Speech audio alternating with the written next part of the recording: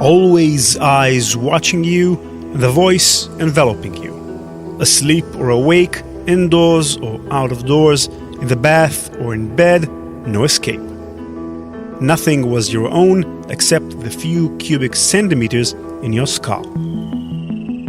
After Edward Snowden's leaks of National Security Agency materials in 2013, sales of George Orwell's famous novel 1984, about a tyrannical world government run by a secret, all-powerful organization watching everyone at all times, jumped 6,000% overnight. This should give you a sense of popular opinion of the NSA in the world today.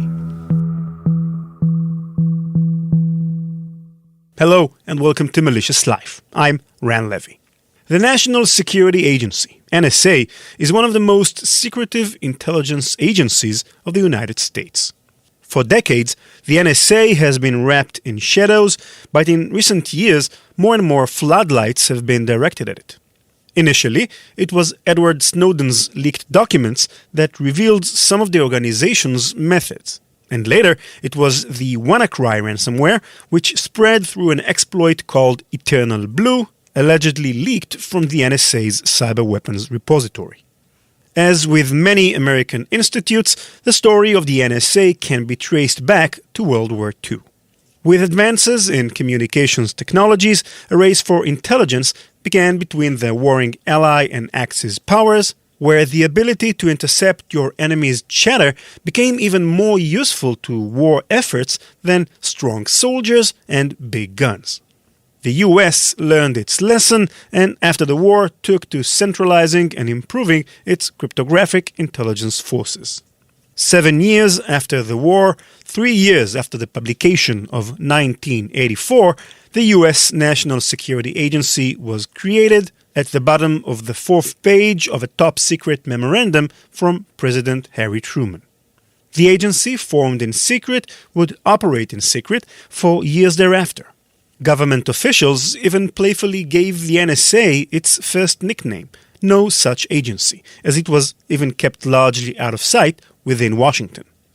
In Truman's words, the, quote, mission of the National Security Agency shall be to provide an effective, unified organization and control of the communications intelligence activities of the United States conducted against foreign governments, end quote. At least in the beginning, it would remain truthful to its stated intention. The NSA provided key signal intelligence during the Cold War, for example, which was fought just about entirely on intel. They'd also had specific pointed successes elsewhere, such as an unheeded prediction of the North Vietnamese attack on Saigon, which ultimately sealed the Vietnam War. The effectiveness of the NSA would come to save it later, when the agency first came under fire for spying on American citizens.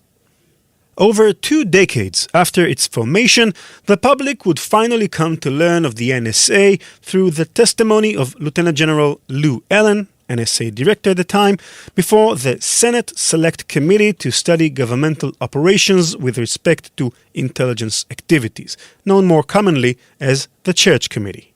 Senator Frank Church, its namesake, opened with remarks that would set the tone not just for these hearings, but the conversation over the NSA for decades to come. He said this, quote, just as the NSA is one of the largest and least known of the intelligence agencies, it is also the most reticent. While it sweeps in messages from around the world, it gives out precious little information about itself.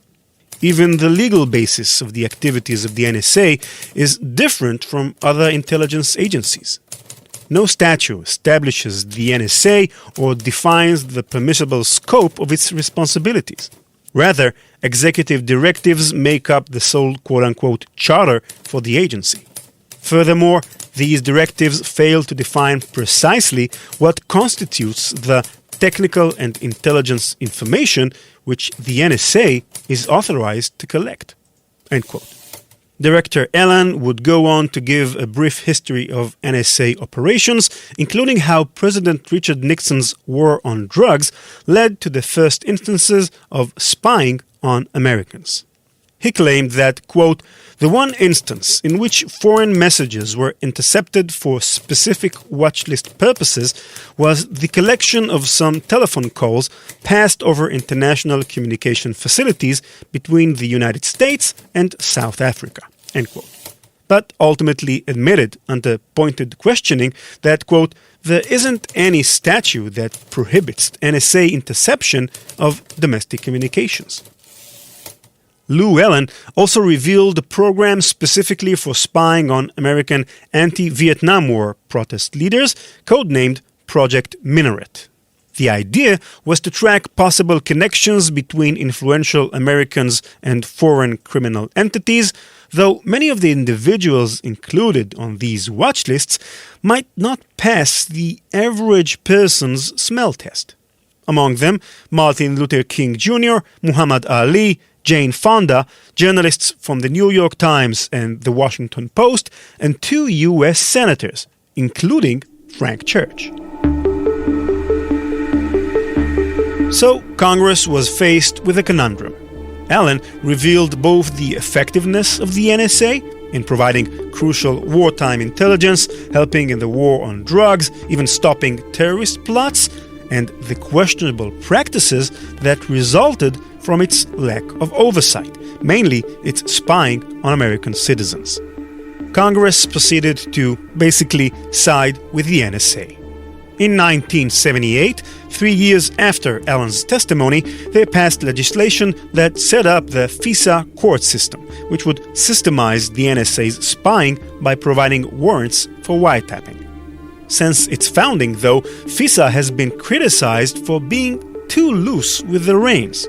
In 2015, for example, a Justice Department document showed that FISA did not deny even a single request all year. Of course, without Edward Snowden's 2013 NSA document leaks, we wouldn't know any of this, as the court works in such secrecy that there's little to no means for oversight. One CNN report from 2013 pointed out, for example, that we don't even quite know where the court literally is within its own building. Those restrictions the NSA had in spying on American citizens were largely scrapped after 9/11, when only a few weeks after the attack, the George W. Bush administration approved the then top-secret President's Surveillance Program, or PSP. The program allowed NSA access to communication records from American telephone companies, internet service providers, and web services, according to a top-secret report by the NSA Inspector General's office uncovered by the Washington Post in 2013. Call detail records, email histories, and internet usage data were compiled en masse under the PSP for years, with little consideration for legality or warrants. This collection didn't include the pure content of Americans' communications, just the metadata itself, like who was doing what, where, and with whom. That, of course, was the workaround the NSA leaned on so that such actions would not obviously constitute unreasonable search or seizure made illegal by the Fourth Amendment. The program was briefly discontinued in 2004 when senior members within the Justice Department, including former FBI Director James Comey, among others, led a sort of resistance against it. These efforts didn't kill the program, though. Ultimately, it only led to a FISA court ruling that granted the NSA ability to basically keep doing what they were doing, only within a now legal framework. The NSA's power to spy on Americans without obvious foreign connection was expanded in 2007, and only in 2011, 2 years after Bush's term ended, did this program, codenamed Stellar Wind, become terminated. Of course, all this NSA overreach wasn't for naught. Officials from within the organization have argued that in the decade following the events of 9/11, over 50 terrorist plots worldwide have been foiled due to modern NSA data collection programs. At least 10 of those plots are said to have been aimed at United States targets, notably including the New York Stock Exchange and the New York City subway system. While this over 50 claim has met its detractors, it can also be argued that the mere existence of massive NSA spying complicates terrorism in the world generally. Ultimately, though, if Lou Allen's Church Committee testimony got the ball rolling on NSA suspicions, it was a 2006 USA Today report revealing the Bush-era NSA programs to the public that truly kicked off the severe public mistrust of the NSA we see today. The stage was set then for the massive leak that turned the NSA into a household name. PRISM and Upstream were two of the NSA programs unveiled by Edward Snowden in 2013. Both aimed at collecting information via the internet about US enemies from home and abroad. With Upstream, the NSA receives raw information from telecommunication providers such as AT&T. They analyze the information obtained, find phone numbers, IP addresses, and email addresses of people or organizations being monitored and use the data for their own needs.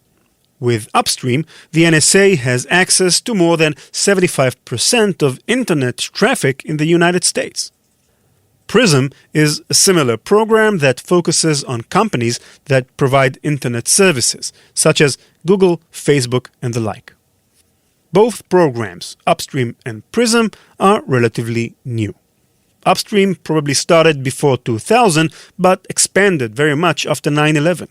PRISM was created in 2007 following President Bush's Patriot Act.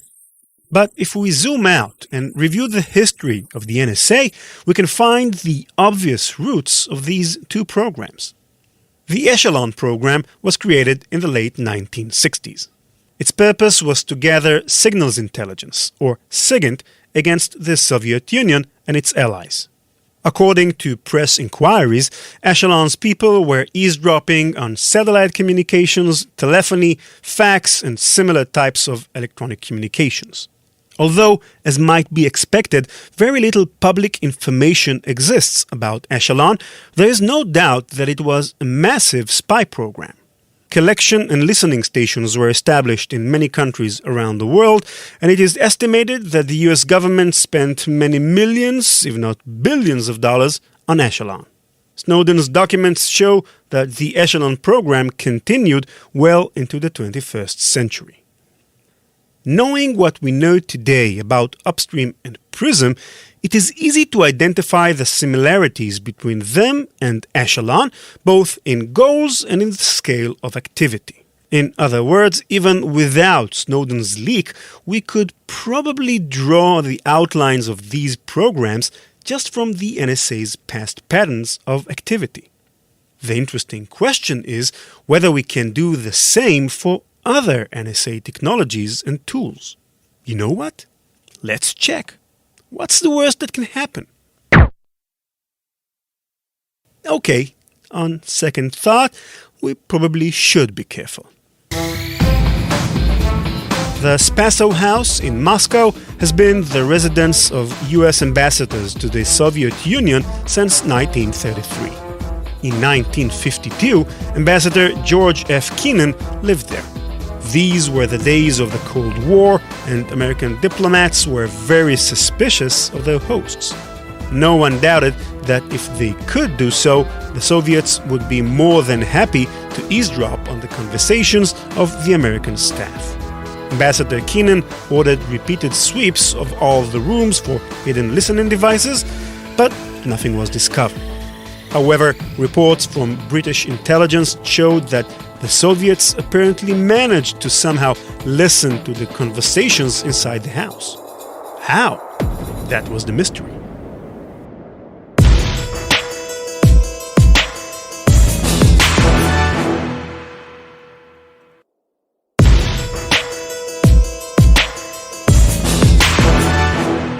In September 1952, Joseph Bejian, a technician of the Department of State Security Service, was sent to conduct more extensive scans of the Spaso house. Bejian suspected that the Soviets were somehow able to learn about the approaching inspections and remove the eavesdropping devices before the sweeps. So he pretended to be an ordinary guest who came to visit the ambassador and arranged things so that the technical equipment he needed would be sent separately ahead of his visit. Bejian asked the ambassador to read aloud text from some unclassified document and began scanning the study using a portable radio device. He scanned the frequencies until he suddenly heard the ambassador's voice from his earphones. Soon, he focused on the source of the broadcast. On one of the walls, above the ambassador's desk, stood a big wooden plaque of the Great Seal of the United States. It was a gift from a delegation of the Soviet youth organization The Young Pioneer to the former American ambassador almost 7 years earlier. That gift turned out to be a Trojan horse. A tiny listening device was hidden behind the beak of the Great Seal's bald eagle. Bejian feared that the Soviets would try to steal the listening device to prevent it from falling into the hands of American electronics experts. That night, he slept with the Great Seal under his pillow. The next day, the Great Seal was sent to Washington, but it was only the beginning of the mystery. The listening device exposed by the Americans was different from anything they had encountered before. There was a microphone in it and an antenna for transmission, but, and that was a big but, it had no battery or any other connection to an external power source. How could the listening device be able to transmit signals without a power source? Did Soviet scientists succeed in breaking the laws of physics? The mystery was so great that the name given to the strange listening device was simply the Thing. The Thing was the brainchild of a brilliant Soviet physicist named Leon Theremin. You may have heard of another famous invention of his, the musical instrument named after him. The theremin produces very unique sounds and rose to prominence in the 60s mainly thanks to the song Good Vibrations by the Beach Boys. The theremin is controlled by the manipulation of electromagnetic fields, a feature which attests to its genius and the depth of Leon Theremin's understanding of his field. It was this understanding that enabled him to plan and build for his Soviet intelligence operators a unique listening device. At the heart of the Thing is a hollow metal cylinder called a resonator.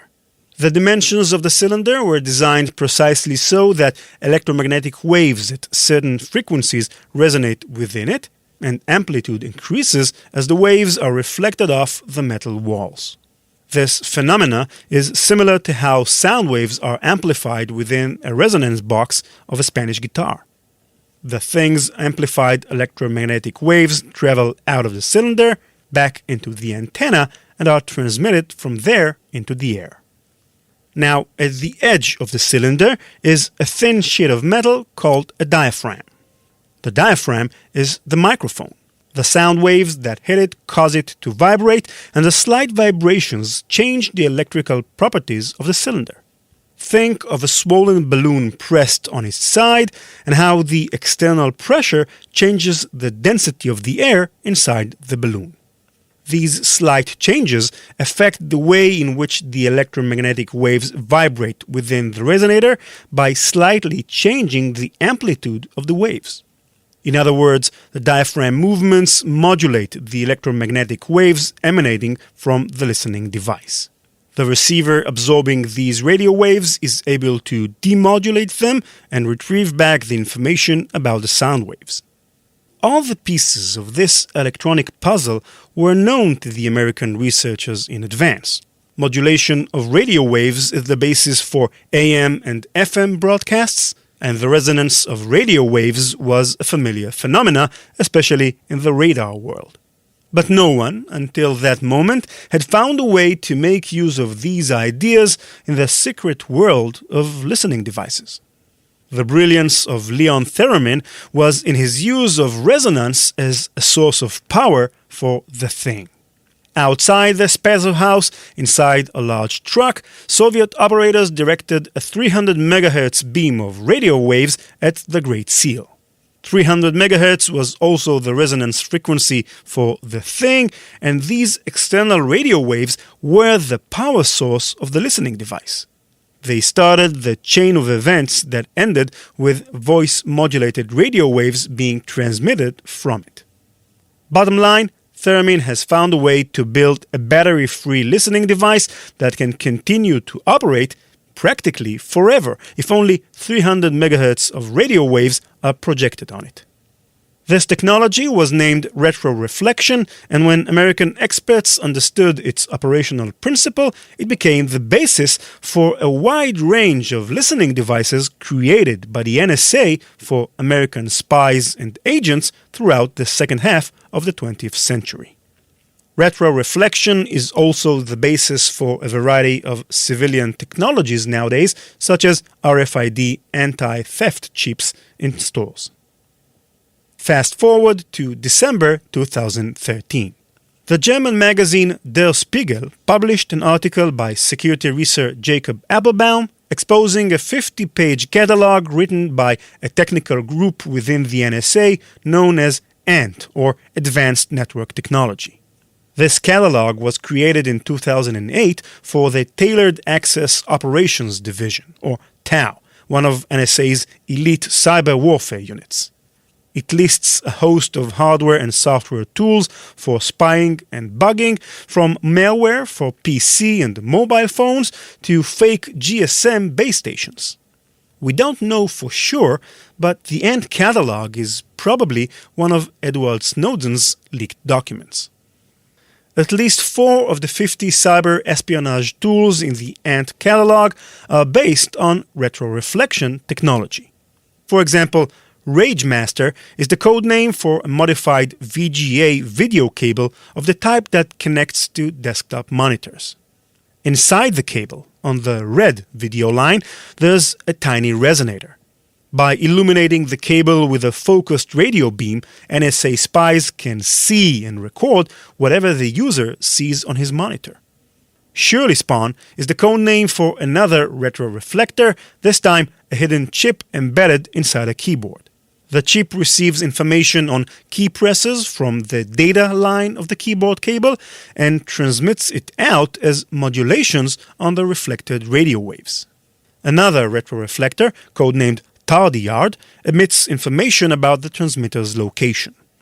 In other words, it seemed that, like in the case of Upstream and Prism, here too the NSA adopted ideas and technologies from the organization's technological history and modified them to fit the era of cyber warfare. But that does not mean the NSA does not continue to improve its methods of operation to deal with new challenges of the modern world. In the 1990s, for example, senior members of the organization realized that along with the rise of the Internet, there was also a clear increase in the use of encryption technologies by many computer users. Free software such as PGP, or Pretty Good Privacy, has enabled non-specialists to implement strong encryption for emails and instant messaging, and international standards such as SSL threatened to make large parts of the Internet communications infrastructure immune to NSA scrutiny. That was the background to the Clinton administration announcement in 1993 that they'd be instituting a new initiative called Clipper Chip. The Clipper chip, developed by the NSA, was supposed to be installed within any communications equipment produced in the United States, enabling the NSA to crack any encrypted communication going through it. As one might imagine, this declaration aroused enormous opposition from Democrats and Republicans alike.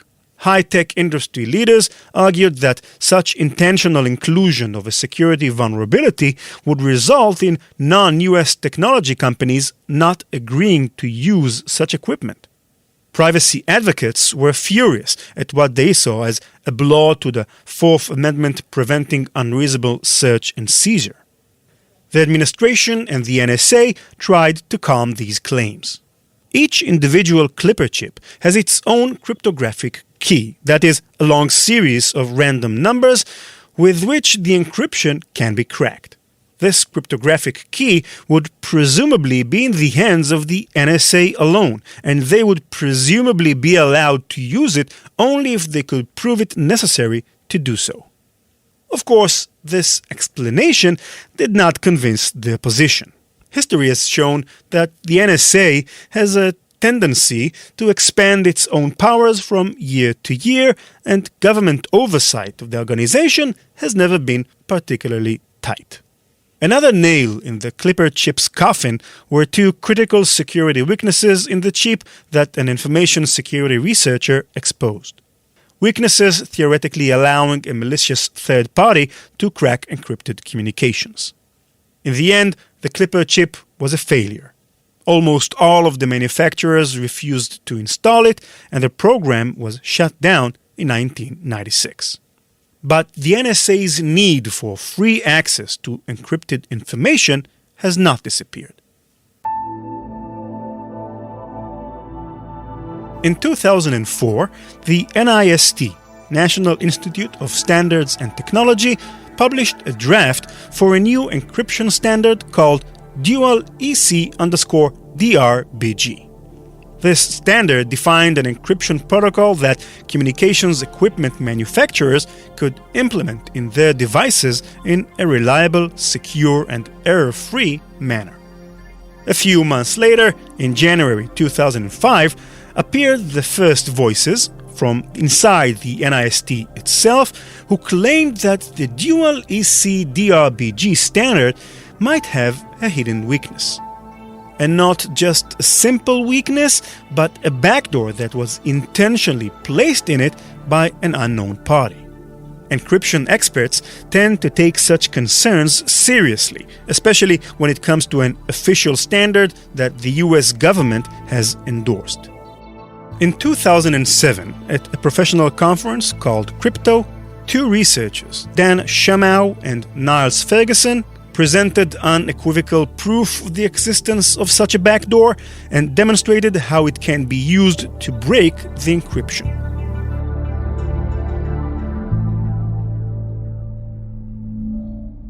What was the weakness hidden in Dual EC_DRBG? Well, almost all encryption schemes require the production of random numbers. It is this randomness that prevents a potential attacker from finding patterns within the encrypted information stream and using them to crack the encryption. Remember the British Alan Turing who cracked the Enigma code? Much of his success was attributed to the fact that German radio operators opened their morning telegrams with Guten Morgen and concluded them with Heil Hitler. It was this pattern that the British codebreakers needed to crack the Enigma encryption. In the Dual EC_DRBG standard, randomness is the result of a particular mathematical equation called an elliptic curve. This equation has parameters, let's call them P and Q, that control how the equation produces random numbers. Think of them as dials that the communication equipment manufacturer can change as they implement the encryption scheme into their devices to create their own custom version of the encryption.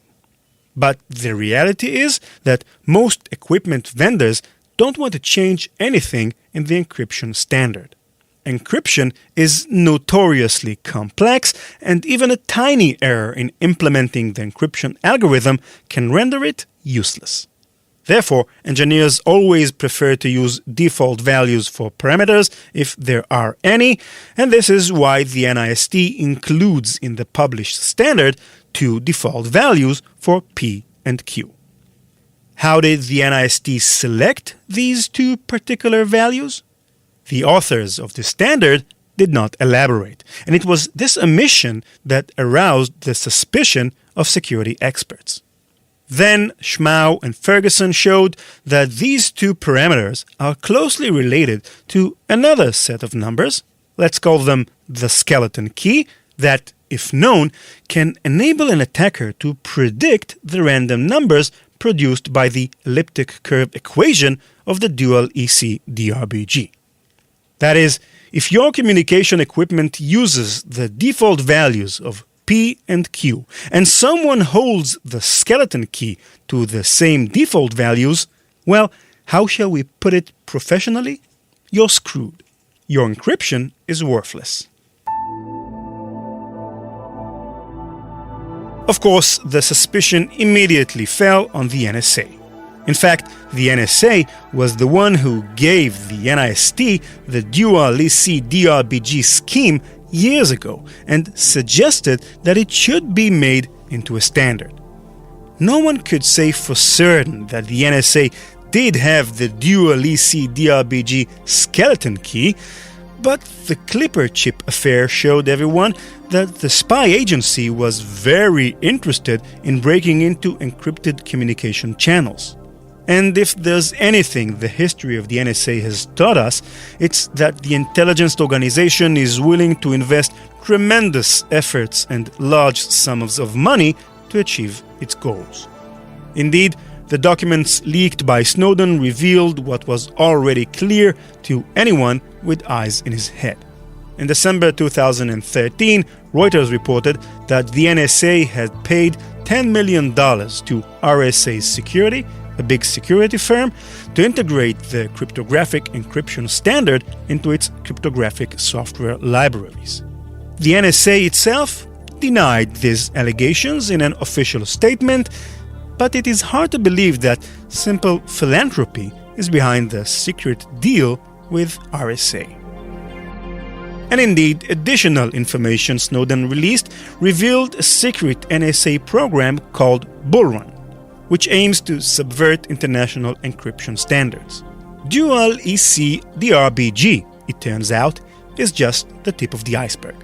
The NSA invests more than $250 million each year to influence technology companies to allow it to peer through encrypted information via their products and services.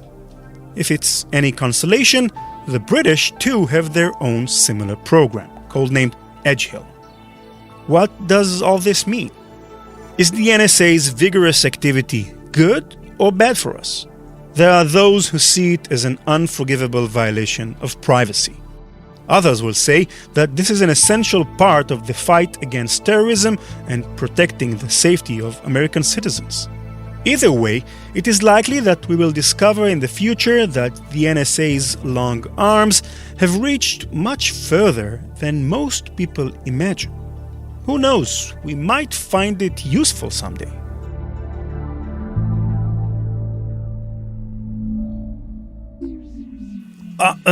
Power outage. Damn, I didn't save the script. Okay, are you getting every day? Hi, is this the NSA? Okay, well, sir, can we give you a second? Yeah, well, I forgot to save my file, and it's an important script I'm working on for a podcast. Can you send me a copy? I mean, we both know that you have one, right? Thank you, that's very kind of you. Yes, of course, I'll remember to save every few minutes in the future. You're absolutely right. Thank you. Bye-bye. Yes, it might be useful.